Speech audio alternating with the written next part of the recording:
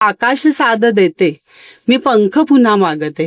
कारण तुमची एक फेज पूर्ण झालेली असते आणि आता तुम्ही दुसरं उड्डाण करायला तुम्ही आता उभ्या आहात. म्हणजे कारण आणि ती जी पहिली जी आपली हे असते ती आपल्या हातात नसते. ती काही केला वेळेच्या मजबुरीने किंवा आपण म्हणजे वेगवेगळ्या पहिली नोकरी हे जे असतं ना ती आपली खूप वेगळी असते. त्यात चॉईस जास्त नसतं. आता स्विच ओव्हर म्हणल्यावर आपण चॉईस येतो. तसं म्हणून मी जाता जाता एवढंच म्हणेन की आकाश साद देते मी पंख पुन्हा मागते. सोडून ठेवना क्षणभर तुझ्या मनावरचे ते ओझे. सोडून ठेवना क्षणभर तुझ्या मनावरचे ते ओझे. आणि एन्जॉय कर असं मला त्याच्यामध्ये सांगायचंय. आणि उपभोग ते सारे जे आहे फक्त तुझे, केवळ तुझे, सारे तुझे. कारण जे तुझ्या हातात वेळ आहे तो फक्त तुझा आहे. त्या वेळेवर तुझीच फक्त त्या आनंदावर जी ओनरशिप आहे ती फक्त तुझी आहे. तू तो डिवाइड करू शकशील किंवा मल्टिप्लाय करू शकशील पण त्याची ओनरशिप ही दुसऱ्या कोणालाही देता येणार नाही. म्हणजे ती फक्त तुझीच असणार आहे त्याच्यावर. म्हणून सोडून ठेवना क्षणभर तुझ्या मनावरचे ते ओझे आणि उपभोग ते सारे जे आहे फक्त तुझे, केवळ तुझे, सारे तुझे. आणि ओंजळीतले हे क्षण मग होऊन जातील आनंदी सारे. तर मंडळी, आजच्या पॉडकास्टला आपण बोललो आहे नेहा हवेली यांना. विषय आहे रिटायरमेंट नंतरचं लाईफ. ॲक्च्युली रिटायर झाल्यानंतर 35 वर्ष किंवा 36 वर्ष सर्व्हिस झाल्यानंतर काय करायला पाहिजे या गोष्टींचा प्रश्न पडतो. तर अशा एजेड लोकांसाठी जे 58 to 60 आहेत किंवा 68चे आहेत तर त्यांच्यासाठी हा पॉडकास्ट खूप महत्त्वाचा ठरेल की आयुष्यात एवढे वर्ष काम केल्यानंतर ची येणारी पोकळी, वेळ कसा घालवावा या सगळ्या गोष्टींची उत्तरं याच्यातून आपल्याला मिळणार आहेत. त्यांनी कसा प्रवास आपला केला, रिटायरमेंट नंतर स्वतःचं प्लॅनिंग कसं केलं या सगळ्याबद्दल त्यांच्याशी खूप छान डिस्कशन झालेलं आहे. चला तर मग बघूया.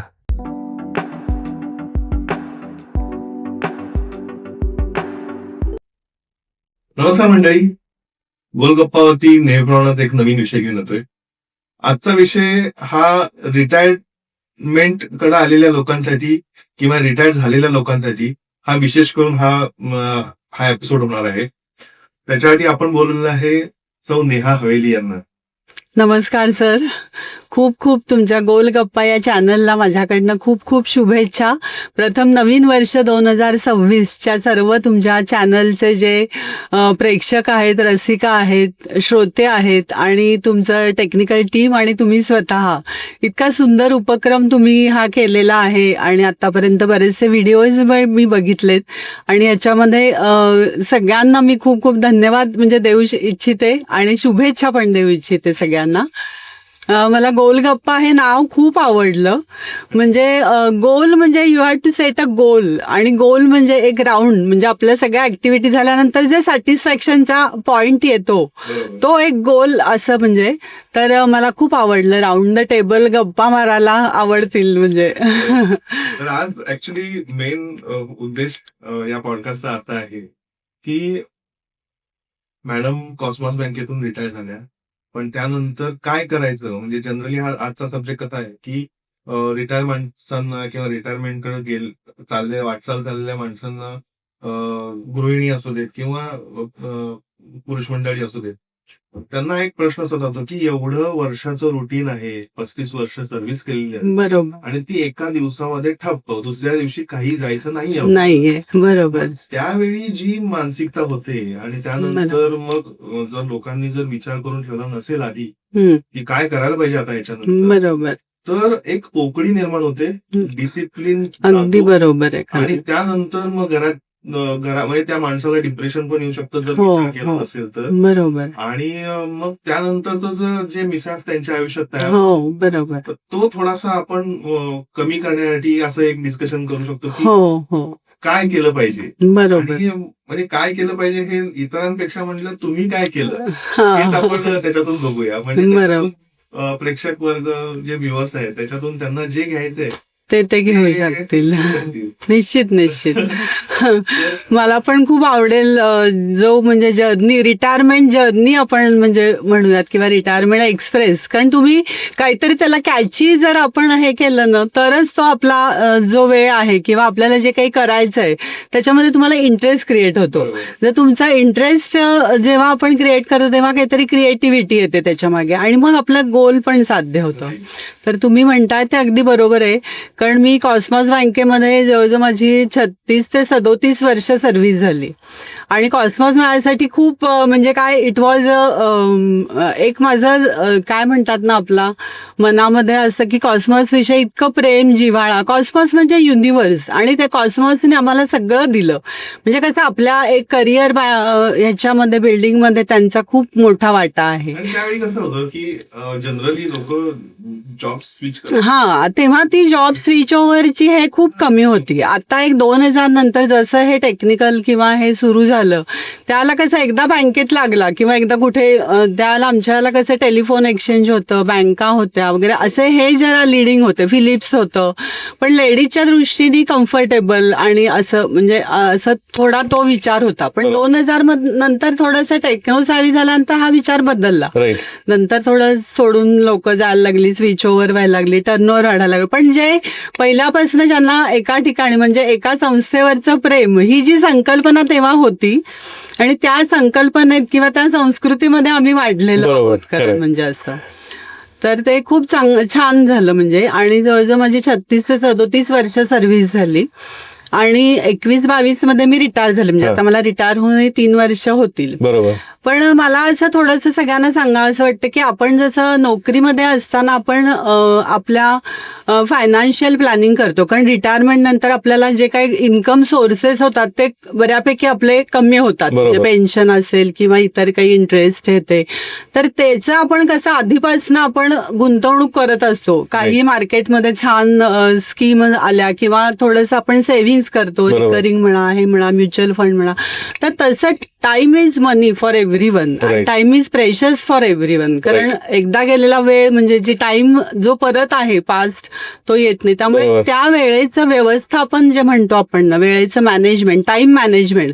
कारण टाइम मॅनेजमेंट प्रत्येक वेळेला आपल्याला प्रेझेंटमध्ये ते आवश्यकच असतं, फ्युचरसाठी ते आवश्यक असतं. लोक कसं करतात की फायनान्शियल फ्री होऊ शकतात, म्हणजे फंड्स मिळतात, रिटायर झाल्यानंतर पेन्शन मिळते, त्या सगळ्या गोष्टी असतात. किंवा पेन्शन काही जणांना नसते म्हणून त्यांनी बरेच गुंतवणूक करून ठेवलेलं असतं. त्यामुळे म्हणजे थोडक्यात कसं की पैशाच्या दृष्टीनं साऊंड फॅमिली होते ती. पण म्हणजे तो माणूस त्या वेळा विचार केलेला असतो की आपण सिक्युअर्ड राहिलं पाहिजे, की कम्फर्ट झोन, हा जो आत्ताचा जो कम्फर्ट झोन आहे. कारण आपण जॉब करत असतानाची आपली लाईफस्टाईल आपण एका हाईटवर नेलेली असते, कसं आपले होत आपण एका ह्याला पोहोचलेलो असतो. तर ती तुम्हाला मेंटेन करावी लागते. कारण आपण लगेच काय असं म्हणू शकत नाही आता माझे हे नाहीयेत, कारण वी हॅव टू एन्जॉय, आणि दॅट्स द लाईफ. राईट.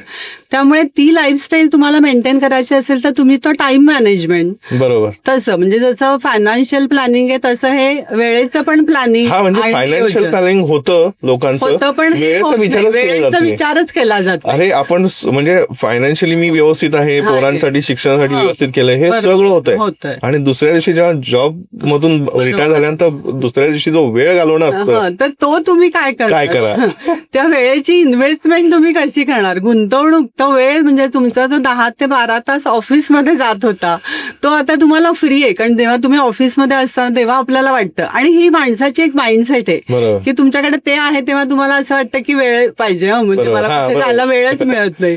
आणि आता जेव्हा वेळ आहे तेव्हा तुम्हाला असं वाटतं ऑफिस छान होतं, रुटीन लागत होतं. म्हणजे ही माणसाची माइंडसेट आहे. पण त्या वेळेची जी गुंतवणूक आहे ती तुम्ही थोडंसं रिटायर व्हायच्या आधी तुम्ही सुरू करायला पाहिजे, असं मला सगळ्यांना सांगणं आहे. म्हणजे आता आपल्याला माहिती असतं की या वर्षी आपण रिटायर होणार आहे, तर एक 2 ते 3 वर्ष आधी तुम्ही काय करणार आहात, तुमचं काय, तुमच्या हॉबीज काय, छंद काय, किंवा तुम्हाला काय सराउंडिंग मध्ये तुम्ही असता तर मी काय करू शकतो, काही नवीन ऑपॉर्च्युनिटीज असतील तर त्या करणं. कसं आहे, लहानपणी प्रत्येकाला छंद हा असतोच. बरोबर आहे. तो फक्त कसं आहे की रिस्पॉन्सिबिलिटी वाढत चालल्या, तो विसरून जातो कुठेतरी, की अरे हरवतो.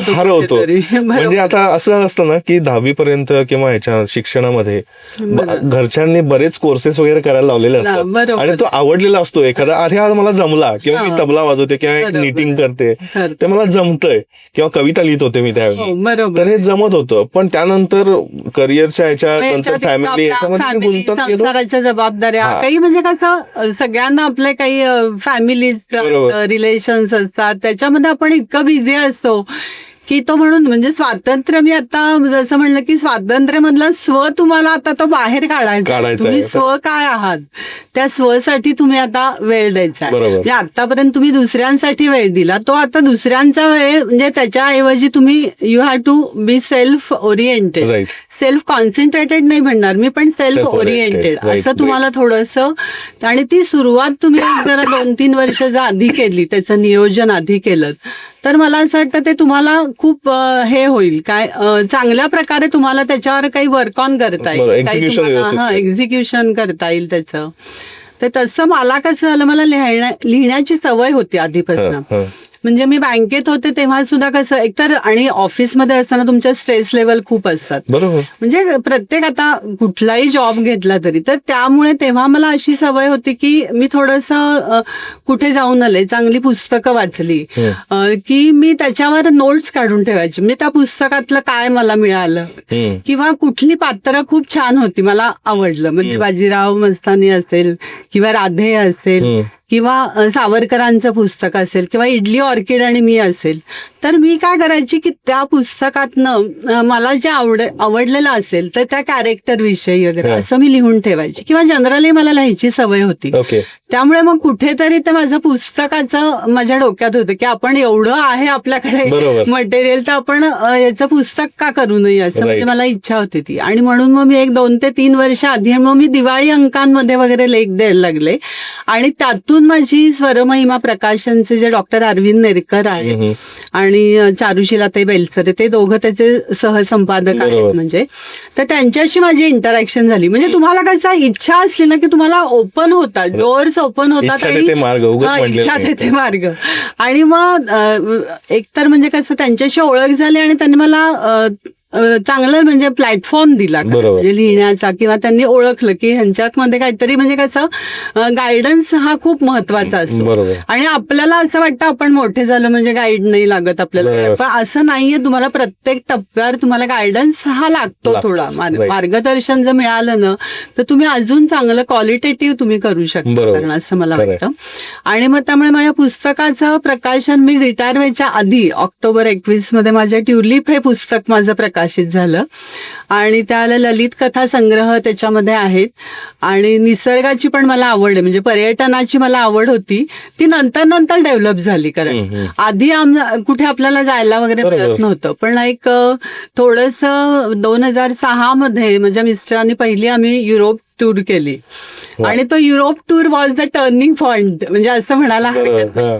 कारण मला असं वाटतं की जे आपण पर्यटन हे क्षेत्र पण आता रिटायरमेंट नंतरचं आहेच, मी सांगेन पुढे आपला विषय आला तर मग तो टर्निंग, आणि तो एकदा आपण काय म्हणतो ना, एक बाहेर पडल्यानंतर ना आपल्याला जगाकडे बघण्याचा, किंवा एक लोक वेगवेगळ्या विचारांची लोक भेटतात आपल्याला. आणि मग त्यांच्यामुळे म्हणजे कसं आपण काहींचे विचार आपल्याला खूप काही देऊन जातात, काहींचं एखादी सवय आपल्याला आवडते, किंवा काहींची जी लाईफस्टाईल असते, किंवा एखाद्या प्रॉब्लेमकडे बघण्याची जी दृष्टी असते ती पण काहींची वेगळी असते. तर ते आम्हाला ते युरोप टूर मधनं आम्हाला इतका ग्रुप छान मिळाला. आणि त्यावेळेचे आमचे फॅमिली फ्रेंड, म्हणजे आता आम्हाला 2006 म्हणते, तर जवळजवळ आता 20 वर्ष झाली, पण आमचे फॅमिली फ्रेंड अजूनही आहेत. ते म्हणजे इतकं आम्ही जेल झालो रिलेशन्स किंवा काय. आणि मग तो एक टर्निंग पॉइंट झाला त्याच्यात. आणि मग माझं जे क्षेत्र होतं, म्हणजे माझं जे स्किल होतं ते साधारणतः नॉन फंड बेस्ड बिझनेस, म्हणजे तुम्हाला ते माहितीच आहे, LC बँक गॅरंटी वगैरे हा जो पार्ट असतो, किंवा फॉरेन एक्सचेंज मध्ये माझं स्किल जास्त होतं. आणि मला त्याचा म्हणजे मला वर्किंग करताना मला इच्छा होती, कारण रोजचे जे आपले फॉरेन एक्सचेंज रेट्स येतात ते लंडन मार्केट म्हणजे लंडनवरनं येतात. कारण तर मला किंवा लंडनचं शेअर मार्केट म्हणजे एक ती इच्छा होती मला बघायची की लंडनला आपण जायचं, बरोबर. आणि ती माझी पूर्ण झाली. आणि त्याचा फायदा मला फॉरेन एक्सचेंजच्या जॉबमध्ये सुद्धा झाला. नंतर म्हणजे आम्ही US ट्रिप केली, 2 वेळा US झालं आमचं, किंवा बँकेतर्फे हाँगकाँगला मला पाठवलं होतं ट्रेनिंगसाठी.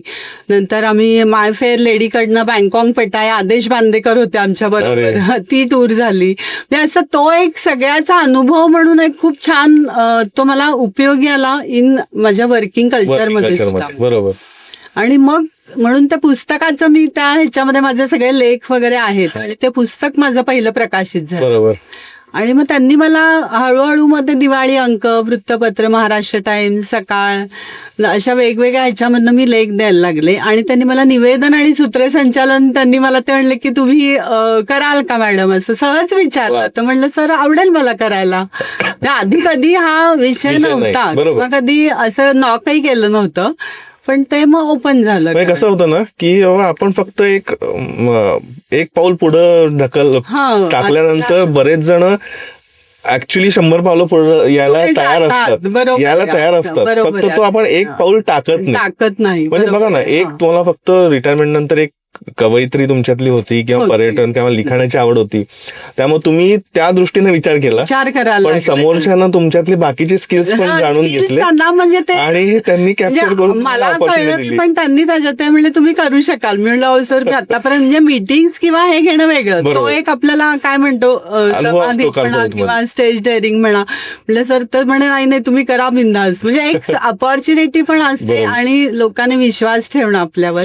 अर्थात इट्स अ 2 वे रिलेशन, म्हणजे गिव्ह अँड टेक दोन्ही असतं. आपणही त्यांच्यासाठी काही जर वेगळं म्हणजे कसं की त्यांना काही असिस्ट करू शकलो त्यांच्या कामामध्ये. मग मी त्यांना, मलाही आवड होती त्यामुळे त्यांना मी पण असिस्ट करत होते. म्हणजे चारुशिलाताईंना म्हणा, डॉक्टर अरविंद नेरकर. त्यामुळे मग ते आमचं हे होत गेलं. आणि आता प्रत्येक कार्यक्रमाचं निवेदन, सूत्रसंचालन, म्हणजे प्रत्येक दिवाळी अंक प्रकाशन, आता त्यांचे कार्यक्रम, त्यांचे गेट टुगेदर. आता म्हणजे आमच्या दर महिन्याला एक कार्यक्रम असतो. कुसुमाग्रज आता येईल 27 मराठी भाषा दिन असतो. त्याच्यानंतर गेट टुगेदर असतं लेखक वाचकांचं. नंतर मध्ये काही सुधीर फडके बाबूजी किंवा गदिमांच्या म्हणजे त्यांच्या जयंती वगैरे असतात त्याचे कार्यक्रम. मग त्याची निवेदन वगैरे मग ते मला हे झालं. मग त्याची माहिती काढणं, त्या जे चीफ गेस्ट असतील त्यांचे डेटा म्हणजे हे करणं माझ्यावर. म्हणजे आता महाराष्ट्र याचे जे आहेत मिलिंद जोशी सर करण, ते पण आमच्याकडे म्हणजे जे प्रमुख पाहुणे वेळोवेळी येतील, आनंद माडगुळकर सर येऊन गेले, ते त्यांची मग त्यांच्याशी इंटरॅक्शन होते. असे वेगवेगळे त्याच्यातनं अपॉर्च्युनिटी मिळत गेल्या. तर तो आनंद एक वेगळाच असतो. म्हणजे ती एक वेगळीच डिरेक्शन आपल्याला आयुष्याला कलाटणी देऊन जाते. कारण बरोबर. आणि यांची जी मग काय झालं की आता महाराष्ट्र साहित्य परिषदेचे आपले मिलिंद जोशी सर आहेत, तर त्यांचं म्हणजे त्यांना प्रति शिवाजीराव भोसलेच म्हणतात. म्हणजे त्यांचं आपल्याकडे विचार ऐकणं, म्हणजे ही जी संधी म्हणजे विचार ऐकायची जी आहे, तर मग रिटायरमेंट नंतर म्हणून तुम्ही जर काय होतं मग घरातच बसलात आणि काही नाही तर तुम्ही बाहेर जा. बरोबर. मेनली कसं आहे, बाहेर जा म्हणण्यापेक्षा तुम्हाला खूप काय काय, आणि आजच्या ह्याच्यामध्ये तर तुमचं व्हॉट्सअप विद्यापीठ एक आहे की तुम्हाला सगळीकडे येतं. पण एक मला असं वाटतं की जे वेगवेगळे आपण ह्या एक्सप्रेसचे डबे, त्यात एक असं आहे की तुम्ही बाहेर जा आणि रोज आपल्याला काही चांगले कार्यक्रम, आणि पुणे तिथे काय उणे हा जो म्हणतो, आणि मला आय एम प्राऊड की I am born and brought up in Pune, हा माझा पहिला म्हणजे एक प्रेम आहे पुण्यावर. तर तुम्हाला रोज महाराष्ट्र टाइम्स मध्ये असेल, सकाळमध्ये असेल, तुम्हाला रोज डायरी एक असते रोजच्या कार्यक्रमाची.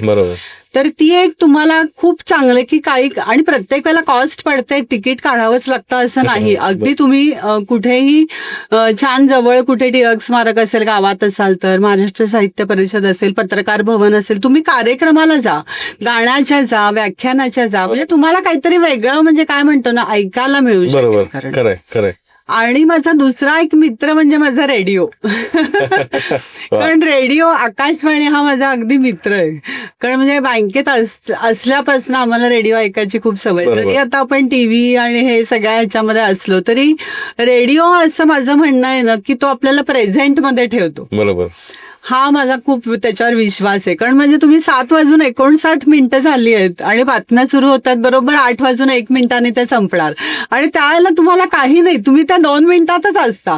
बरोबर, तुम्ही पास्टलाही जात नाही, तुम्ही फ्युचरलाही जात नाही करत. राईट. तो इतका तुम्हाला म्हणजे जो रेडिओवरती आणि मग त्याच्यात नाही मी तर ऐकत असते काम करता करता. आपल्याला काही गाणी असतात, काही कार्यक्रम आता हेल्थ रिलेटेड असतात, हल्ली इन्व्हेस्टमेंट रिलेटेड असतात, असे वेगवेगळे. आकाशवाणी पण आता खूप त्यांनी अपग्रेड या कॉम्पिटिशनच्या युगात इतकं सुंदर त्यांना हे ठेवलंय.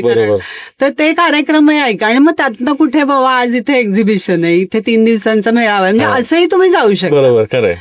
असे ते पण म्हणजे तुम्ही घालवू शकता. हा, वेळ घालवू शकता. आणि मग ऑनलाईन कोर्सेस आता आहेत बऱ्यापैकी, म्हणजे कारण हे जे आता महाराष्ट्र टाइम्स वगैरेला जाहिराती येतात किंवा क्लासेस. तर आता तुम्ही जे म्हणता आपली एखादी राहिलेला छंद असेल किंवा असं काही तुम्हाला वाटलं की आपण ड्रॉइंग, आता माझं ड्रॉइंग चांगलं होतं आणि त्याला मी सुगम संगीताची मला आवड होती आणि त्याला मी 3-4 वेळा लावले, पण ते कसं व्हायचं 2 महिने वगैरे लावायचा की मग ते 3ऱ्या महिन्या म्हणजे 2-3 महिने झालं की तो डिस्कंटिन्यू व्हायचा, टायमिंग आणि आपलं जमायचं. तर आता तो ऑनलाईन मी चालू केला, गेले 2 ते 3 वर्ष तो माझा सुगमचा क्लास आहे. नंतर मंडल आर्ट, मी जी माझी ड्रॉइंगची होती तर मंडल आर्टचा कोर्स केला. आता माझे मंडल आर्टचे पेंटिंग्स माझ्याकडे भरपूर, मी वेगवेगळे. आणि आता एक्झिबिशन तर आता बघू, एवढा अजून विचार नाही केला. पण मी आता हल्ली कोणाचा वाढदिवस असेल, हे असेल तर त्यांना काव्य आणि ते मंडल आर्टचं ड्रॉइंग म्हणजे अशी ग्रीटिंग्स टाईप असं ते म्हणजे मी देते बरेचदा. तो एक वेगळा म्हणजे असं हे केलंय, म्हणजे काहीतरी नाविन्य शोधायचं. आणि शक्यतो आपलं म्हणजे कसं विकत आपण ग्रीटिंग घेऊ शकतो, पण आपण स्वतः ड्रॉइंग केलेलं एखादं दिलं आणि त्या प्रत्येक ड्रॉइंग्सवर माझ्या 4 ओळी म्हणजे माझ्या ज्या असतील शब्द, ते माझे शब्द असं त्याच्यामध्ये केलेलं आहे. कारण मग आता कोणकोणते प्रोजेक्ट अजून चालू आहेत तुमचे, म्हणजे प्रकाशनाचे? आता माझं पहिलं पुस्तक तेव्हा झालं, त्याच्यानंतर माझं एक काव्यरंग आणि काव्य संकल्प असे 2 प्रातिनिधिक कविता संग्रह झालेत. कारण तर काव्यरंग मध्ये माझ्या 3 कविता आहेत, म्हणजे प्रातिनिधिक मध्ये 3 कवितांचं इन्क्लूड होतं आणि काव्य संकल्प मध्ये 8 कवितांचं होतं. तर ते आता माझं झालंय आणि आता पुढचं पुस्तकाचं माझं आता चालू आहे.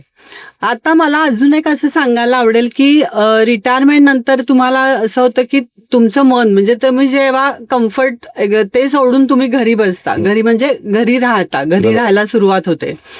तर पहिलं म्हणजे तुमचे नातेसंबंध येतात आणि वेळ कसा घालवायचा. तर माझी एक गंमत सांगते, कारण माझे मिस्टर माझ्या आधी रिटायर झाले होते आणि मी नंतर रिटायर झाले. तर ते पण बिझी, त्यांनी पण असं स्वतःला सगळ्या ह्याच्यात गुंतवून घेतले, वेगवेगळे ग्रुप्स आणि हे पर्यटन किंवा गीता वगैरे क्लासेस वगैरे करायचे. तर मग आमच्या आधी काय व्हायचं, त्यांचं रुटीन सेट झालेलं होतं आणि माझं सेट नव्हतं झालं.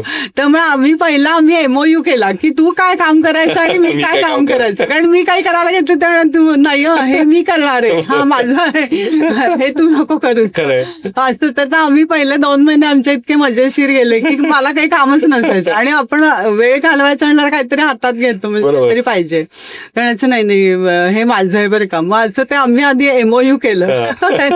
तुम्ही दोघांनी जर रिटायर असाल तर तुम्ही हे निश्चित करा की तुम्ही एकमेकांचं MOU करा, बुवा तू काय करणार आहेस, मी काय करणार आहे असं. पहिले 2-3 महिने आमच्या असे मजेशीर गेले आणि मग आम्ही पर्यटन वगैरे, कारण आमचं बाहेरचं आधी देश बघून झालं ते, पण पर्यटन आमचं भारत बघायचं राहिलं होतं. मग आम्ही इथले काही राजस्थान, गुजरात आता आम्ही जाऊन आलो, नंतर 3 सिस्टरला आता गेलो होतो.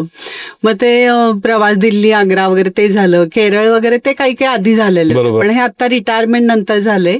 मग त्याचे प्रवास वर्णन लिहिणं. आता म्हणजे मठाला आलात आम्ही, आता 3 सिस्टरला गेलो होतो तेव्हा नेमकं आता मे मध्ये आपण गेलो आणि तेव्हा जे काश्मीरचं हे झालं पहलगाम, तर त्या ह्याच्यामध्ये नेमकं आम्ही तिकडे होतो. कारण पण कसा अनुभव आला तो आता महाराष्ट्र टाइम्सला, म्हणजे ती टूर आमची अंडर टेन्शन कशी गेली, कारण त्या रात्री म्हणजे आम्ही एअरपोर्टला होतो आणि आमच्या आधीचं फ्लाईट होतं पुणे चंदीगड आणि आमचं पुणे गुवाहाटी होतं. तर पुणे चंदीगड फ्लाईट त्यांनी अनाऊन्स केलं इट हॅज बीन कॅन्सल, पण आम्हाला काहीच आयडिया नव्हती की असं काही असेल.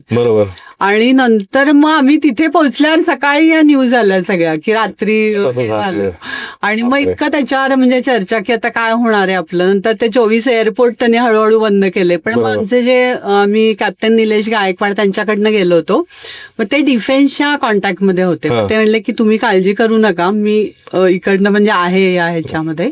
पण म्हणजे पहिले 2-3 दिवस आमचे जे असे टेन्शन गेले, म्हणजे प्रत्येक वेळेला तुम्हाला चांगलं हे होईल म्हणजे किंवा थोडं फेस करायला लागतं किंवा अनुभव म्हणजे हे अनुभव तुमच्या गाठीशी जमा होतात असे, तर तो एक चांगले अनुभव होते बरोबर.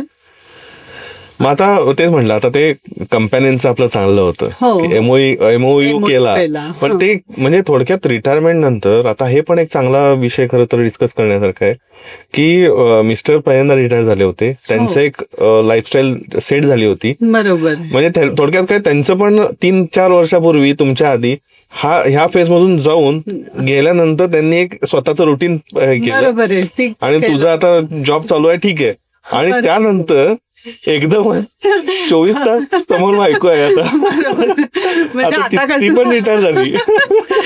म्हणजे आता मी त्यांना बिग बॉस म्हणते, कारण घरात म्हणजे आता ते माझे बिग बॉस म्हणजे कसं, पूर्वी मी बँकेत गेले की म्हणजे मी बँकेत आहे म्हणजे आपलं फोन आणि हे होत म्हणजे त्या ह्याच्यामध्ये काही नसतं, पण आता मी हॉलमध्ये असेल ते आत असतील तर ते मला आतनं फोन करतात, व्हॉट्सअप बाद झाला आता. त्यांना म्हणते की you are my big boss नाव, म्हणजे मी कुठे जाईल येईल त्याच्यावर तुमचा आता कॅमेरा आहे.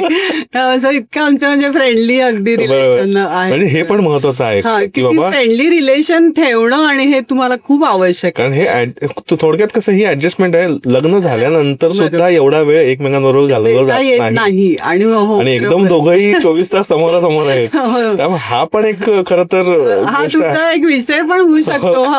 म्हणजे कसं की रिलेशन ही कशी हे म्हणजे आमचं हेही होतात, पण गप्पा आमच्या म्हणजे मेनली गप्पा, आणि तुम्ही एक म्हणजे काय म्हणतो ना, ते जेव्हा फ्रेंडली ठेवाल ना तेव्हा तुम्हाला म्हणजे एक्सप्रेस हे तुम्ही छान होऊ शकता की नाही बाबा आज मी हे नाही करणार आहे किंवा मला इकडे जायचं म्हणजे जायचंच आहे, म्हणजे तुम्ही लादेन पण करू शकता, त्याला पर्याय नाहीये. असं दोन्ही तुम्ही करू शकता. तर असं ही रिलेशन म्हणजे जी आहेत ती मेन घरात, आणि मग आपली फॅमिली म्हणजे माहेरचे असतात, सासरचे असतात, तुम्ही फंक्शन्स अटेंड. तर पूर्वी कसं व्हायचं, फंक्शन अटेंड म्हणजे आपण फक्त लग्नाच्या याला जमायचं नाही मुहूर्त, फक्त आपण जेवायला जायचो दुपारी आणि शुभेच्छा देऊन यायचो. पण आता कसं होतं, आपल्याला लग्न अटेंड करणं, सगळे प्रोग्राम्स आधीचे प्री वेडिंग पोस्ट वेडिंग ते आपण अटेंड करू शकतो वगैरे. तो एक म्हणजे खूप फायदा म्हणतो ना. अजून काय असं जाणवलं तुम्हाला की जसं आता वेडिंग वगैरे म्हणताय, तर असं काय जाणवलं की रिटायरमेंट आता दोघं जण एकत्र आहे आपण, आणि काय अशा गोष्टी मिस झाल्या होत्या ड्युरिंग जॉब आणि ह्याच्यामध्ये, आणि ज्या तुम्ही एन्जॉय करताय आता?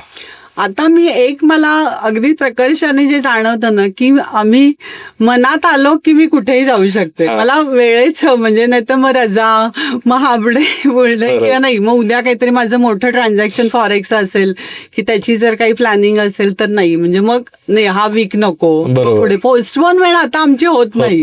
रिअल टाइम RTGS जे म्हणतो ना, रिअल टाइम इन्व्हेस्टमेंट किंवा रिअल टाइम वेळेचं हे, तर ते आमचं आता हल्ली होतं. त्यामुळे मनात आलं की आम्ही इकडे अभिरुचीला येतो, मनात आलं की कुठे बाहेर जातो किंवा काही आता इव्हन, आणि आम्ही सगळ्या ह्याच्या म्हणजे आम्ही काय म्हणतो PMPLच्या बसचं सुद्धा जी आता नवीन स्कीम निघाल, आम्ही सगळ्या ह्याचा एन्जॉय करतो.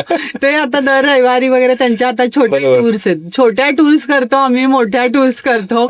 मनात आलं की बाहेर पडायचं आणि जिथे जायचंय तिथे जाऊन यायचं. आता प्रायोरिटी कोण सेट करते, म्हणजे आता मला मिस्टरांना एका ठिकाणी जायचंय आणि त्या ठिकाणी नाही, प्रायोरिटी माझीच तुम्ही फ्रँक ते असतं त्यांचं की हो का इकडे, म्हणजे ते लगेच त्याला ग्रीन सिग्नल नसतो, मग जरा त्यांचं थोडं म्हणजे. आणि दुसरी आमची दोघांचं एक सिमिलॅरिटी आहे, म्हणजे आम्ही निर्णय जो आहे ना तो आमचा लगेच नसतो, फास्ट निर्णय नाही होत आमचा तो एक म्हणजे वीक पॉईंट म्हणा किंवा चांगला दोन्ही दृष्टीने म्हणते की आम्ही थोडा विचार म्हणजे आता विचार आलाय म्हणजे आज आलाय तर तो लगेच होईल असं नाही, म्हणजे की त्याला 8 दिवस लागतील, 8 वेळेला महिनाही लागेल. आता एखादी गोष्ट घ्यायची आहे तर घ्यायची आहे हे प्रिन्सिपली ऍक्सेप्ट होतं पहिलं की हो हे करायचंय, पण आता कधी करायचंय याला थोडासा आमचा वेळ जातो. आणि मग तो घ्यायचं म्हणणार मग इकडे बघा, काही सपोज आपल्याला फर्निचर असेल मग इकडे बघा तिकडे बघा, मग आता नको थोडं म्हणजे असं ते होत होत मग आमचा तो एकदम म्हणजे तुम्ही तो टाइम पण एन्जॉय करताय. टाइम एखादा विषय काढायचा आणि त्याचा त्याच्यावर चर्चा की जायचं. आता अमेरिका, आता बहीण येऊन गेली, ती म्हणली की माझं नवीन घर बघायला या. तर आता म्हणलं काय करायचं, जायचंय का? मग आता बघू, म्हणजे लगेच MBBS म्हणजे बघून सांगतो, नाही का, मी बघतो आणि बघून सांगतो, ही जी फ्रेज आहे ना आम्ही बँकेत वापरायचो, की तुम्हाला एखादा कॉल आला, आपण एखादा ऑफिसमध्ये वगैरे कॉल करतो एखाद्या, नाही का, तर पहिले ती रिसेप्शनिस्ट काय करते की ठीक आहे मी बघते आणि बघून सांगते. म्हणजे तो जो फुल फॉर्म आहे ना MBBS, आम्ही त्याला नाव ठेवलं होतं, तर तो आम्ही घरी पण एन्जॉय करतो. असे काही शॉर्ट फॉर्म. मग आता अध्यात्म हा पण उपयोग झाला का तुमच्या ह्याच्यात? ते मला सांगायचंय. म्हणजे हे जे एन्जॉयमेंट, कारण आपण आता रिटायरमेंट म्हणलं ना की एकदम आपण एन्जॉयमेंट म्हणजे काय, थ्रिलिंग किंवा एन्जॉयमेंट या कन्सेप्टवर येऊन, म्हणजे किंवा सेलिब्रेशन्स या कन्सेप्टवरच, म्हणजे की रिटायर झाल्यावर मग काय वेळ घालवायचं, तर सेलिब्रेशन्स हा एकच आपण त्याच्यावर येऊन पोहोचतो त्याच्यावर. पण थोडंसं मला असं वाटतं ही मनाची अवस्था जी आहे, म्हणजे आरोग्याच्या दृष्टीने पण तुम्ही त्याच्यावर फोकस आपल्याला करायला पाहिजे. कारण तुम्ही ज्या एजला येऊन पोहोचता तोपर्यंत आपली स्ट्रेस लेवल आपण इतकी अनुभवलेली असते आणि त्या वेळेला आपण त्याच्यातनं म्हणजे काय मेडिकल हे घेऊन वगैरे आपण वेळोवेळी त्याच्यातनं व्यवस्थित आपण असतो. पण आता ही थोडंसं तुम्हाला एजचा पण तुम्हाला विचार करायला लागतो. कारण थोडंसं काय म्हणतो 25 वेगळी, 40, 40, 50 जो आहे तो एक टर्निंग पॉइंट असतो. थोडा रिटायरमेंटच्या आधी 50 to 60 हाही अनुभवला आणि 60च्या ह्याच्यावर जेव्हा आपण येतो तेव्हा आपली एक माइंडसेट किंवा मेंटल हे जे असतं ना, म्हणजे आपलं काय म्हणतो आरोग्य, मानसिक आरोग्य त्याला म्हणतो, तर ते पण आपल्याला थोडं बघायला लागतं. कारण थोडासा तुमचा कॉन्फिडन्स वगैरे म्हणजे हे जाते आणि हे तुम्ही होता असं नाही, त्याच्यात नॅचरल इंडिग्रेंट्स असतात. आणि थोडं आपण जे एंगेज असतो ते मन तुमचं एकदम, सपोज आता कसं होतं की एंगेज राहतात, तुमचे विचार ते एकदम कमी होतात, तुमचे फोन येणं कमी होतं. आता कस्टमरचे सपोज 50 फोन येत असतील रोज, तर तुमचा एकदम त्यातला वेळ जातो किंवा तुमच्या विचारांचं हे कमी होतं. तर ते जे मानसिक आरोग्य तुमचं सैरभैर व्हायला नको मग मन. कारण मन आपलं असं असतं की खूप सारखं इकडे तिकडे हिंडत असतं. तर त्याला कुठेतरी स्थिरता येण्यासाठी तुम्ही मेडिटेशन हा एक, आता सौरभ बोथरा वगैरे ते मी फॉलो करते गेले 2 वर्ष, पण तो एक पर्याय आहे चांगला. आणि अध्यात्माची कुठेतरी जोड त्याला पाहिजे, हे तर पण मला निश्चित सांगावं असं वाटतं. आणि त्यासाठी पण मी त्याच्यावर पण वर्कऑन केलं. वर्कऑन म्हणजे ही बाय म्हणजे सेवा म्हणून माझी रुजू झाली असेल किंवा एक मनातली इच्छा आणि श्रद्धा, म्हणजे म्हणतो श्रद्धा आणि सबुरी हा जो आहे. तर पहिल्या वर्षी मी काय केलं होतं, लिहायची सवय असल्यामुळे पहिल्या वर्षी साई सच्चरितचा 15वा अध्याय, तो खूप म्हणजे हे आहे असं बरेच जण म्हणतात की 15वा अध्याय म्हणजे कुठलंही संकट असो किंवा आपली मानसिक हे असेल, काही डिप्रेशन असेल तर त्यात तो वाचावा. तर तो मी लिहून काढला पहिल्या वर्षी साई चरित्रचा. मागच्या वर्षी मी जो आहे तो गजानन विजय पोथी, गजानन महाराजांचा 21वा अध्याय मी पूर्ण लिहून, तो चातुर्मासाचा जप म्हणूनच केला. म्हणजे संकल्प असंच करायचं की यावर्षी काहीतरी लिहायचं. मग तो केला. आणि गजानन महाराजांच्या पोथीवर परीक्षा होती शेगाव इथे गेल्या 19 जानेवारी, आता वर्ष होते. तर त्या पोथीची परीक्षेला मी बसले होते. कारण 150 ते 250 लोक, नागपूरची एक संस्था आहे कारण अध्ययन केंद्र, तर त्याच्यावरची मी परीक्षा दिली. कारण ते मी केलं. आणि आता मागच्या वर्षी माझं पूर्ण गीता लेखन पूर्ण झालं. 18 अध्याय 700 श्लोक माझे.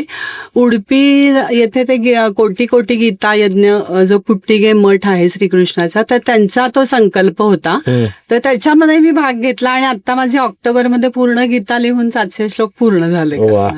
तर त्या ह्याच्यामुळे कसं तुम्हाला एक मानसिक काय म्हणतो समाधान किंवा शांतता किंवा इनर पीस जी आहे ती मिळते तुम्हाला. तो एक मला खूप अनुभव जाणवला.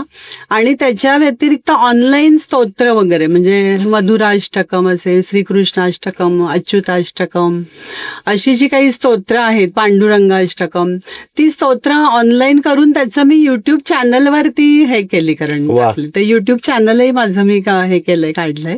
तर त्याच्यावर मग आम्ही ते केलं. किंवा काही स्पर्धांमध्ये भाग घेणं, कारण तेव्हा आपल्याला स्पर्धांमध्ये भाग घेता येत नाही. तर अभिज्ञान पुणे म्हणून संस्था आहे, तर त्यांचं कुसुमाग्रजांच्या कविता अभिवाचन होतं, त्याच्यामध्ये मी भाग घेतला होता. नंतर इतर काही त्यांचं ड्रॉइंग्स म्हणजे चित्र ड्रॉइंग्स किंवा मराठी लेखन, संस्कृत लेखन स्पर्धा वगैरे होता.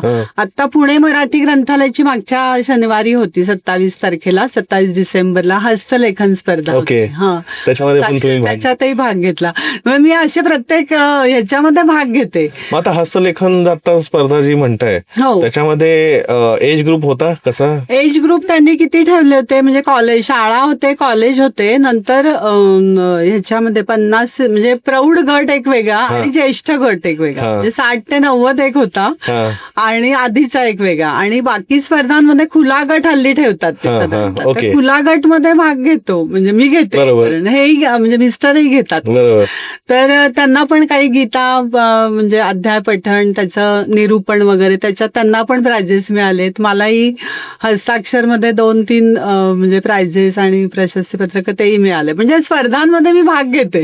तो एक तुम्हाला चांगला रिटायरमेंट नंतर हे आहे. आता रिटायरमेंट म्हणजे आता स्पर्धा परीक्षा आता जे म्हटलं हस्ताक्षर स्पर्धा, परवा काहीतरी तुम्ही मला सांगितलं होतं की तिथला एक छान अनुभव आला की 80 वर्षाचे आजोबा ते पण होते. हो, तिथे खूप छान, म्हणजे आम्ही इतके सगळे असे आता रिटायर्ड लोक, कारण प्रत्येक जण वेगवेगळे. तर एक जण असंच तुमच्यासारख्या ऍडव्हर्टायझिंग एजन्सीमध्ये होते. ते म्हणले की कुठे होतात सर जनरल, तर ते म्हणले की माझा 10 ते 6 जॉब करण्याचा माझा म्हणजे पिंडच नव्हता. त्यामुळे मी ऍडव्हर्टायझिंग क्षेत्रात होतो, मला ते खूप पतनी. आणि दुसऱ्या एक माझी मैत्रीण झाली, ते म्हणे ती ह्याच्यामध्ये एअर इंडियामध्ये होती जॉबला मुंबईला. म्हटलं बापरे. आणि ती म्हणजे आमच्याकडे शेड्युलिंग होतं, म्हणजे फ्लाईट डिपार्चर आणि याचं म्हटलं म्हणजे किती किंवा किती हाय लेव्हलचा म्हणजे नाही का जॉब होतात. म्हणजे आपल्याला असं वाटतं की आपला खूप अगदी हे आहे, पण ह्याच्यापेक्षा रिस्क ॲपेटाईट घेणारी लोक खूप असतात. आणि त्यांचे मग त्यामुळे मग इतक्या आमच्या छान गप्पा झाल्या की कसं तुम्ही करायचा काय. ती म्हणली गेलं की जायचं म्हणजे यायचं, घड्याळच नाही बघायचं,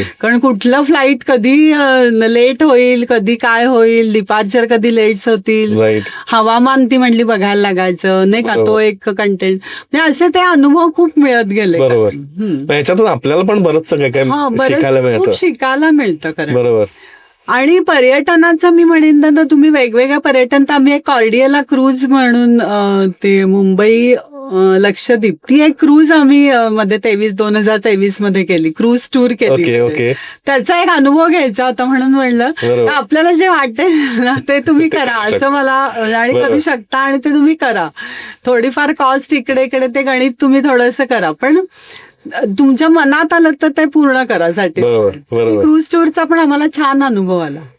क्रूज टूरवर तुम्ही म्हणजे इतकं सुंदर, त्यांचं जवळजवळ 900 रूम्स आहेत, 12 मजली क्रूज होतं ते, आणि सगळं तिथे सोयी होत्या. म्हणजे तुम्हाला अगदी ते एंगेज करून ठेवतात. वेगवेगळे प्रोग्राम्स, गाण्याचे, मॅजिक प्रोग्राम्स, नंतर तिथे व्यायामाचे सगळं होतं, वॉकेथॉन होता, इंडोर गेम्स होते. मग ते तुम्हाला 8 दिवस म्हणजे पूर्ण अगदी बाहेरचं काही हेच विचारच करू. आणि जर तुम्हाला कंटाळा आला तर डेकवर तुम्ही बसू शकता, सनसेट बघायला वगैरे.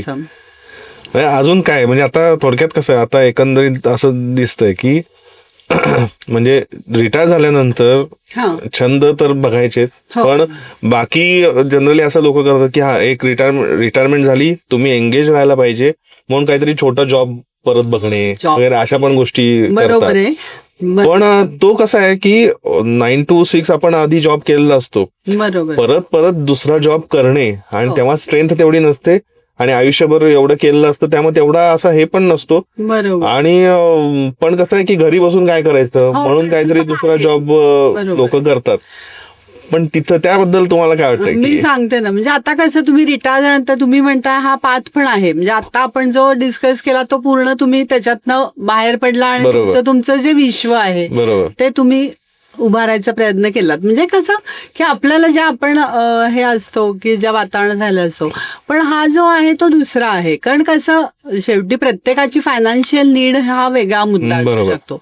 जर तुम्हाला म्हणजे आवश्यकता असेल तर तुम्ही अवश्य जॉब करा. कारण तुम्ही परत अजून एक किती पण ते जेव्हा तुम्ही 60 म्हणजे 58ला आता आमच्या इथे रिटायरमेंट तुम्ही त्या एजमध्ये असता, त्याच्यानंतर पुढे तुम्ही अजून एक 2 वर्ष फार फार तर करू शकाल, 2 वर्ष किंवा 4 वर्ष. कारण तुम्ही नंतर मग तसं तुम्ही असं नंतर मग तुम्हाला वाटा नको अरे त्यावेळेला केलं असतं तर बरं झालं असतं. पण ज्यांना खरोखरी ज्यांच्यावर काही जबाबदाऱ्या आहेत म्हणतो आपण, म्हणजे की नाही का मुलांचे शिक्षण म्हणा किंवा काहींचं काही हर्डल्स असतील किंवा, तर त्यांना म्हणजे केलं तर हरकत नाहीये, हरकत नसावं. कारण आता आणि हल्ली तसं जॉब ऑपॉर्च्युनिटी आणि रिटायरमेंटचं ना हल्ली एक्सपिरियन्स खूप काउंट होतो. म्हणजे आता आपण जर रिटायर झालं, मी आता म्हणलं तर ऑडिट फर्म्स म्हणा याच्यातनं वगैरे जॉब ऑपॉर्च्युनिटी पुष्कळ येतात. तुमचा एक्सपिरियन्स ते कॅच करतात. तुम्हाला एवढ्या वर्षाचा एक्सपिरियन्स तुम्ही मॅनेज करू शकता व्यवस्थित. तुमचं एक मॅच्युरिटी. आणि कोणाशी असं तिला अशी असते की कोणाशी काय वाद घालणं किंवा ह्याच्यात पडत नाही. जे असेल ते आपण त्यातनं मार्ग काढतो आणि सोल्युशन. त्यामुळे ज्यांना नीड आहे त्यांनी अवश्य करावं. आणि पण माझं असं म्हणणं आहे की तर तुम्ही केलात ना तर थोडी स्ट्रेस लेवल थोडी लिमिटेड मध्ये ठेवा. खूप अगदी तुम्ही हे करू नये. म्हणजे 35 वर्षाचे वाहून घेतले परत पुढचे पण इतकं तुम्ही हे नाही नको करायला. थोडंसं जर म्हणजे पार्ट टाइम जॉब म्हणा 2 ते 1 वगैरे किंवा 12 ते 4 वगैरे, म्हणजे तुम्हाला थोडा फ्री टाइम पण मिळेल आणि हेही मिळेल. किंवा वर्क फ्रॉम होम जर असेल कल्चर तर ते पण एक चांगली हे आहे. किंवा तुम्ही काही स्कूल्स एज्युकेशन डिपार्टमेंटमध्ये वगैरे तिथेही तुम्हाला आता आवड असेल संगीत म्हणा किंवा तबला, म्हणजे एखादी कला तुमच्याकडे, तर ते तुम्ही शिकवायला जाऊ शकता. किंवा कन्सल्टिंग म्हणून एक चांगला जॉब प्रेफर तुम्ही करू शकता कन्सल्टिंगचा. किंवा ऑडिट फर्म मध्ये, आता बँकातल्या यांना तर ऑडिट फर्म मध्ये भरपूर डिमांड असते. कारण वेगवेगळ्या हाताखालनं पोर्टफोलिओ गेलेले असतात. त्यामुळे ऑडिट फर्म मध्ये पण एक चांगला म्हणजे हे असतो. हा विषय का काढला की कारण प्रत्येकाचं असं आहे की पॉडकास्ट बघताना असं म्हणत आम्हाला काही छंदच नव्हता बाबा, कधी विचारच केला कारण नोकरी का हे केलं. पण ठीक आहे, पण तरी सुद्धा बाबा मग दुसरा पण ऑप्शन आहे. तुम्हाला फक्त म्हणजे पैशापेक्षा कसा वेळ कुठेतरी एंगेज करून घेणे. किंवा माझं असं म्हणणं आहे की तुम्ही आता सपोज फायनान्शियल मध्ये काम केलं असेल आतापर्यंत, किंवा काही लोकांचं, आता माझ्या मिस्टरांचं एज्युकेशन मध्ये. कारण आता आपल्याला काय वाटतं फायनान्शियल, मला वाटतं एज्युकेशन खूप छान आहे, म्हणजे काही नाही. म्हणजे तिथे फायनान्शियल तो जो एलिमेंट आहे तो तिथे नाहीये. फक्त तयार करणं, पुढची पिढी तयार करणं. कारण सुधा मूर्ती पण त्यांच्या ह्याच्यात म्हणल्या होत्या की माझ्या मते त्यांना विचारलं होतं एकदा की तुमच्या मते सगळ्यात बेस्ट प्रोफेशन कोणता. कारण तुम्ही इतक्या वेगवेगळ्या ह्याच्यात आतापर्यंत तुमच्या हाताखाली इन्फोसिसमध्ये एवढे हे आहे, तर तुमच्या ह्याच्यामध्ये सगळ्यात बेस्ट प्रोफेशन कुठला. तर त्या म्हणल्या तर teaching is the best profession. कारण टीचिंग म्हणजे पुढची पिढी तुम्ही तयार करता आणि तुम्ही तुमच्याकडे बघून ती पिढी तयार होत असते. त्याच्यामुळे तुम्ही कसं वागणं आहे ते बघतात. त्यामुळे तुमच्यावरही एक जबाबदारी असते आणि तुमच्या ऍज अ नेशन म्हणूनही जबाबदारी. तुमच्या जबाबदारी म्हणजे ते आयुष्यभर ते टीचरच राहतात. ते टीचर त्या विद्यार्थ्यांसाठी हे कायम टीचर राहतात. त्यामुळे म्हणजे आपण नोकरी करणारे असं नाही. बरोबर आहे. दुसरी जॉब स्विच केला किंवा त्याच्यानंतर कंपॅरिझन असतो. पण बरोबर आहे. कारण आपल्या इथे कसं होतं, थोडं सिनियर झालं की ते टीचिंग येतं की तुम्ही जो आपला हाताखाली जे असतील किंवा आपलं जे डिपार्टमेंट तुम्ही त्यांना तयार करा. बरोबर. कारण ही एक ऑर्गनायझेशनची, कारण बरोबर आहे त्यांना ऑर्गनायझेशनची ती डिमांड प्रत्येक असतेच की पुढची पिढी त्यांनाही तयार करायची असते. कारण तुम्ही गेल्यानंतर रजेवर असता, कुठे जाता, त्यामुळे सेकंड बॅच, सेकंड जनरेशन आपण म्हणतो ते तयार पाहिजे. तसं टीचिंग मध्ये पण त्यांचं म्हणजे आपल्याला वाटतं की टीचिंग छान आहे, पण असं नाही. प्रत्येक ह्याच्यामध्ये पण आहेत काही त्याच्यात इट्स अँड बट्स असतात. पण मला असं वाटतं की तुम्ही जो प्रोफाईल करत असाल ना त्याच्यापेक्षा तुम्ही वेगळं प्रोफाईल करा, म्हणजे you will be more interested असं मला वाटतं. म्हणजे की तुम्ही जॉब जर करायचा असेल तर आता मी मला 2-3 ठिकाणाहून मी आता हॉटेल श्रेयस मध्ये किंवा इतर 1-2 हॉटेल्समध्ये वगैरे मला ती संस्कृती आवडते. म्हणजे जिथे हे आहे ना काय म्हणतो आपण मोस्ट ऑफ द पीपल किंवा कम्फर्ट, मला असं खूप लोकांबरोबर राहायला आवडतं कारण तुम्ही बँकेत किंवा ऑफिसमध्ये आपण तो एक कम्फर्ट झोन आपल्याला असतो बरं का सर, की तुम्ही ग्रुप जॉईन करणं का महत्वाचं आहे. कारण तुम्ही एक 20-25 लोकांमध्ये बसत असता. मोठं ऑफिस असेल तर एक जास्तीच 100 तर तो तुम्ही रिटायर होऊन आलात की तुम्ही एकदम म्हणजे तुम्ही रोज कोणाशी बोलणार नाही, पण ती माणसं आहेत, आपण त्यांना बघूनही आपल्याला एक कम्फर्ट मिळतो बरोबर. किंवा बरं वाटतं की बरोबर. नाही रोज मी हे दिसतात बरं का मला. बरोबर. तसं तुम्ही तो जो ग्रुप आहे ना तर तो ग्रुपमध्ये तुम्ही कायम राहा. हा. मग ते पण माझं एक सांगणं आहे. आणि म्हणून मला ते श्रेयस वगैरे हे जे आहेत ना फेस्टिवल हे अरेंज करतात किंवा मॅनेज करतात ते पण मला खूप आवडतं. हा. म्हणजे मी केला तर मी अशा ह्याच्यामध्ये करीन, म्हणजे बरोबर. मला अजूनही आहे, जर वेळ झाला तर मी करीन, पण या सराउंडिंग मध्ये की जिथे बरोबर. आपलं ट्रेडिशनही जिथे जोपासलं जातं, जिथे आपल्यासारखी माणसं पण आपल्याला भेटतात बरोबर. आणि फेस्टिवल मध्ये त्यांचे मूड्स छान असतात, आपण अजून त्यांच्यासाठी काहीतरी छान करू शकतो. बरोबर. बरोबर. आनंद देणं आणि आनंद घेणं असं हा जो कन्सेप्ट आहे तर ते मला आवडतं. मग तुम्ही तो वेगळ्या ह्याच्यामध्ये मेडिटेशनच आहे actually. मेडिटेशनच आहे हे. पहिल्यांदा स्वतः थोडक्यात कसं की बॅक ऑफ द माइंड प्रत्येक वेळा आपण आपली हेल्थ हे बघणं हो, गरजेचं आहे. बघणं गरजेचं. मग तुम्ही थोडंसं त्याच्यातनं असं का जरा वेगळं गेलं तर तुम्हालाही फ्रेश वाटेल, बरोबर. काहीतरी शिकायला मिळेल, अर्थार्जनही होईल, म्हणजे ते बरोबर. तुमचा हेतू साध्य पण होईल. त्यावेळा ते अर्थार्जन हे सेकंडरी असलं पाहिजे आणि हॅपीनेस हा पहिला पाहिजे. कारण तुम्हाला त्यात हे वाटलं पाहिजे काय आनंद ही तुमची कन्सेप्ट तर संकल्पना पहिली सुरुवातीचीच आहे. कारण आमच्या त्या दिवाळी अंकामध्ये हा दरवर्षी ते डॉक्टर अरविंद नेरकर एक विषय देतात, याला मैत्रीचं होतं. ओके. मैत्रीच्या आठवणी उजळताना तो विषय होता. पण आनंद कसा मिळवायचा तो पण एक विषय त्यांनी दरवर्षी ते वेगळा विषय देतात आणि त्या विषयावर तुम्हाला लिहायला सांगतात. बरोबर. तर आनंद मिळवायचा कसा हाही एक विषय, खूप वेगळा विषय होऊ शकतो आपल्या पॉडकास्टमध्ये सुद्धा. पण तो तुम्ही हॅपीनेस हा कंटेंट ठेवून करा. कारण बरोबर. खूपही अगदी टेन्शन घेऊन आणि हे करण्यात अर्थ नाही. किंवा आज मला इकडे जायचंय किंवा थोडा उशीर झाला तर नका जाऊ, थोडा उशिरा जा, बरोबर. 4 तास नंतर ऍडजस्ट करा, बरोबर. 1 तास उशीर झाला तर नंतर 1 तास, म्हणजे अशी जिथे फ्लेक्झिबिलिटी बघा. Right. कारण काय जेव्हा आपण अगदी 1 to 1 असतो मग तुमचं टेन्शनचं मीटर इकडे वाढायला लागतं. हो, खरं. तर ते थोडंसं तुम्ही ते मीटर डाऊन ठेवण्याचं जिथे असेल तिथे तुम्ही बघावं असं मला वाटतं. हे जरूर करावं, म्हणजे ज्याला जर गरज नसेल तर त्यांनी खरंच करू नये. बरोबर. दोन्ही मताची मी आहे. बरोबर. गरज खरं. नसेल तर करू नाही आणि गरज असेल तर जरूर करावं. पण तुमचं एज की मी इतकेपर्यंत करीन, या एज लिमिट पर्यंत मी करीन, मग ते म्हणजे होऊ शकतं. कारण आपण कसं आता मुलं वगैरे पण असतात, पण कसं होतं त्यांच्यावर काही काहींना आवडत नाही, म्हणजे आपली जबाबदारी टाकणं वगैरे. पण हा असं मला वाटतं ना थोडा हा बोलून विषय होऊ शकतो तुमचं रिलेशनवर किंवा असं आपल्याला वाटतं. आणि हे सगळं हे वाटणं जो प्रकार आहे ना तो पहिल्यांदा काढून टाकावा. कारण खूप जण आता रिटायर नंतर काय वाटतं की नाही मी गेलो नाही त्याच्याकडे, मला वाटलं तो नसेल वगैरे, अशी एक धारणा असते की आपण उगीच लोकांना.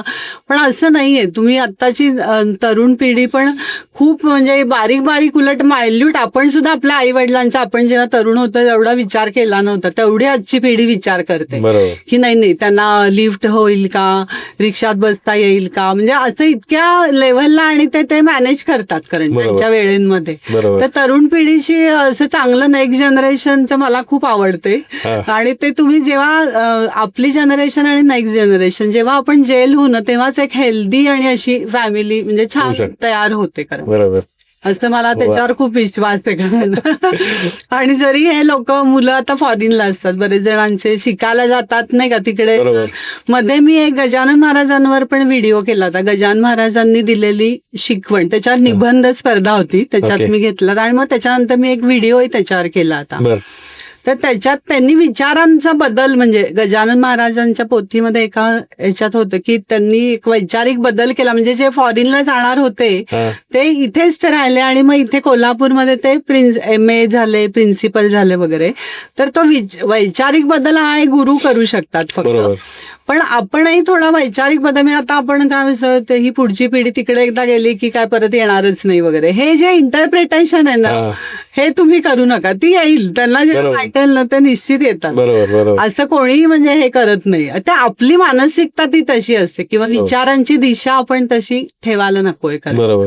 तर तुम्हाला याच्यामध्ये अध्यात्म खूप त्याच्यात उपयोगी पडतं. तुम्ही तो तिथे येतो, त्याच्यावर मी व्हिडिओ पण केला, तो ह्याच्यावर आहे युट्यूबला. कारण तर त्याच्यात त्यांनी तुम्हाला थोडीशी ना स्थिरता येते. बरोबर. आणि स्थिरता आल्यामुळे मग तुम्ही जरा विचार करू शकता काय चांगलं काय वाईट काय बरोबर. करायला पाहिजे Right. किंवा आता थांबायला पाहिजे का की जाऊ दे आता नको नंतर बघू म्हणजे बरोबर. कारण नंतर बघू याला सुद्धा काहीतरी म्हणजे ठीक आहे म्हणजे त्या ह्याच्यातनं आपण बाहेर येतो बरोबर. की आता रिक्वायर्ड नाही ना अर्जंट नाहीये ना प्रायोरिटी नाहीये ना पोस्टपोन करू. राईट. म्हणजे हा पण निर्णय तुम्हाला घेता आला पाहिजे आणि चांगल्या प्रकारे घेता आला पाहिजे म्हणजे बरोबर. उगीच त्याचं गिल्ट वाटता कामा नये. राईट.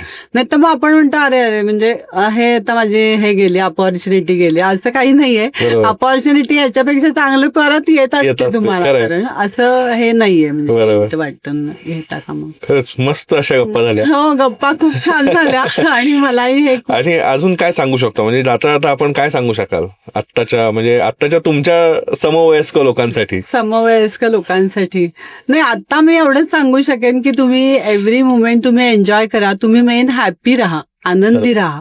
कारण आताचा जो क्षण आहे म्हणजे मी ही आता जी अवस्था आहे ना म्हणजे आता 4 ओळी असं त्यांच्यासाठी सांगू शकेन की आकाश साद देते मी पंख पुन्हा मागते.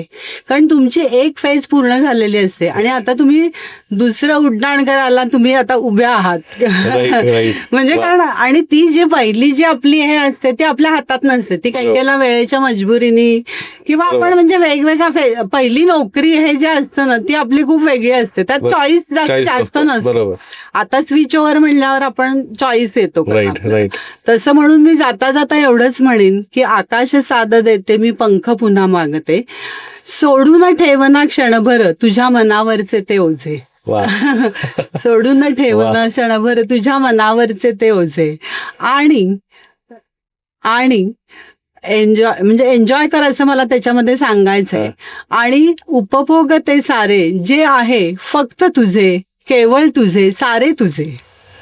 वा. कारण जे तुझ्या हातात वेळ आहे तो फक्त तुझा आहे. त्या वेळेवर तुझीच फक्त त्या आनंदावर जी ओनरशिप आहे ती फक्त तुझी आहे. तू तो डिवाइड करू शकशील किंवा मल्टिप्लाय करू शकशील पण त्याची ओनरशिप ही दुसऱ्या कोणालाही देता येणार नाही. म्हणजे ती फक्त तुझीच असणार आहे त्याच्यावर. म्हणून सोडून ठेवना क्षणभर तुझ्या मनावरचे ते ओझे आणि उपभोग ते सारे जे आहे फक्त तुझे केवळ तुझे सारे तुझे आणि ओंजळीतले हे क्षण मग होऊन जातील आनंदी सारे. असं म्हणजे मला म्हणावं असं वाटतं की एवढंच करा तुम्ही करा.